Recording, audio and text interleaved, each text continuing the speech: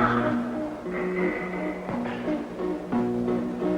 wanna go to the island, that's where I long to be.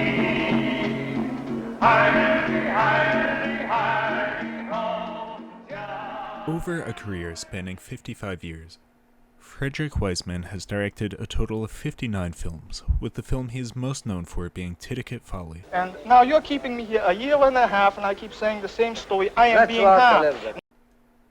The majority of his films are documentaries filmed in the style of direct cinema. Direct cinema is a filming practice which uses lightweight equipment such as portable cameras to capture real moments as they happen. The intention of many direct cinema films is to capture reality directly and to portray it in a truthful manner. Another genre of documentary that has a similar goal is cinema verite. Cinema verite also tries to capture reality as it is, but goes so far as to include the crew and production methods in the film, further peeling back a layer of abstraction. Cinema verite seems like the evolution of direct cinema. It takes the idea as far as it can possibly go within this medium. So if cinema verite is a step closer to reality, why has Frederick Wiseman stuck with direct cinema over so many decades? Well, it seems that Wiseman's goal isn't exactly to portray reality as it is and expose the truth. He admits that there is manipulation inherent to the documentary filmmaking process. Take, for example, the following quotes from Wiseman.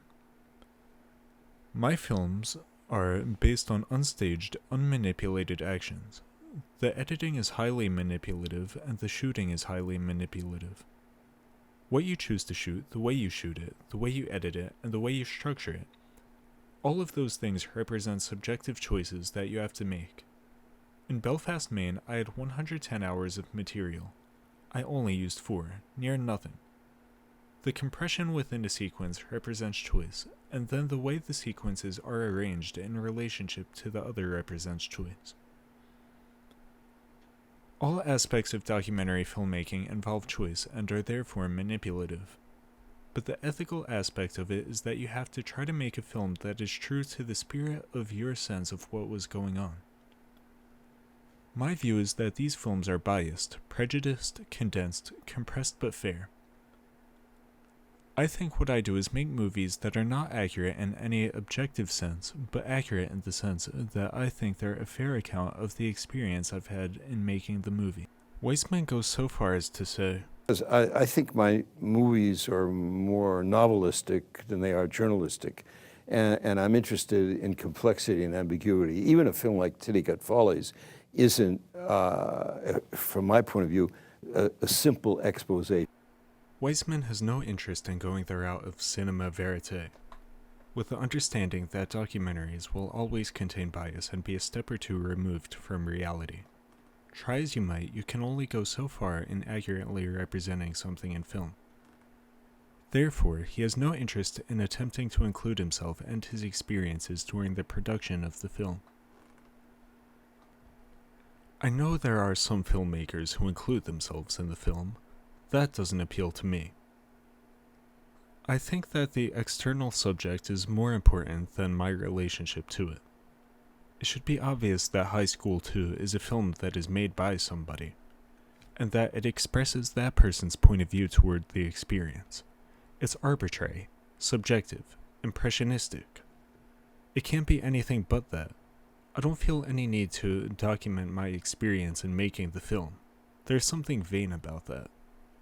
Even though Wiseman states that he and all viewers should know that his work is biased and not objective, the style of direct cinema typically presents itself in such a way that many will confuse it with an objective sort of film.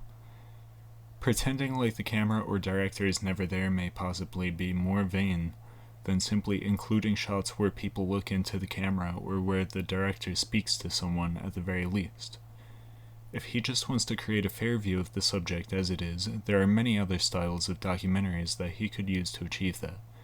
While Wiseman makes good points and I admire his work and dedication to his craft overall, I do believe that his work is genuinely misleading to the average viewer, when compared to other more traditional documentaries that do not attempt to hide their bias.